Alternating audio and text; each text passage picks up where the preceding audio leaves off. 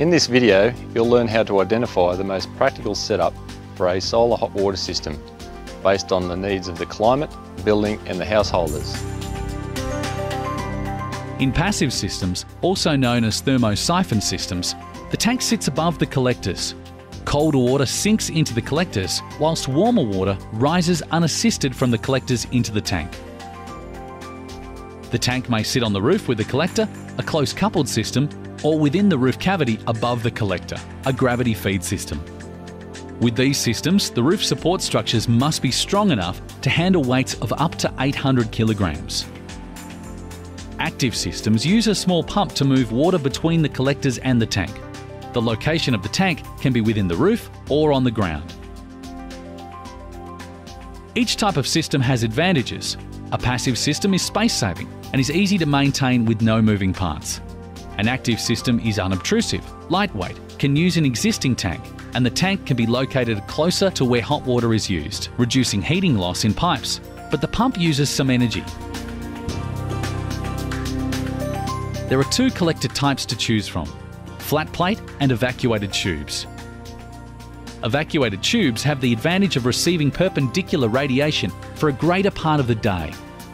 This, combined with their vacuum insulation, means good winter performance.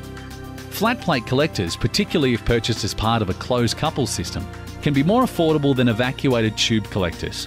However, the prices of evacuated tubes has fallen in recent years. Collectors should ideally face true north in a shade-free position. Facing the collectors 45 degrees from the north will result in only minor reductions in performance. The ideal inclination is the angle of latitude plus 5 to 10 degrees. Sydney's latitude is 33.5 degrees, so an ideal angle of inclination would be around 40. However, plus or minus 15 degrees would still provide adequate performance. If your collectors face due east or west, the lower the angle of inclination, the better. However, to allow thermosiphon flow, you must always keep the angle above 10 degrees. For the correct sizing of your collectors and tank, consult manufacturer's guidelines to see what is best for the climate and household. In places with minor frosts, evacuated tubes may offer enough inbuilt protection. In climates with regular frosts, indirect or closed-loop systems are the most popular and reliable form of frost protection.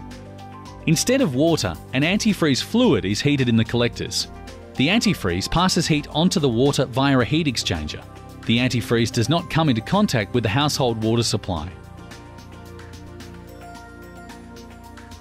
Other frost protection methods are available, such as frost protection valves, temperature programmable pumps, and drainback systems. In an Australian summer, water in collectors can easily approach boiling point.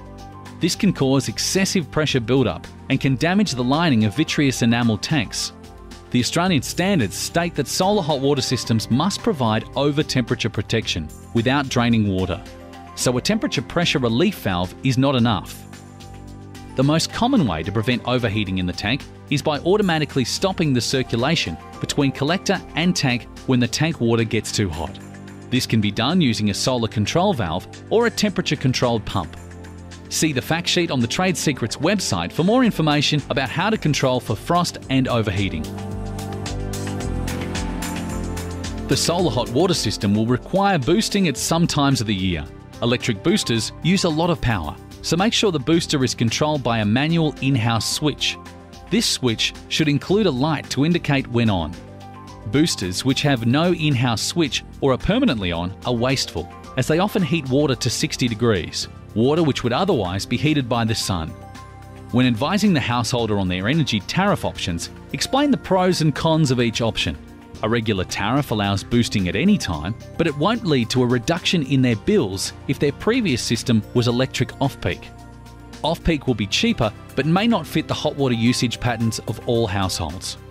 If available, extended off-peak or off-peak 2 is often a good compromise.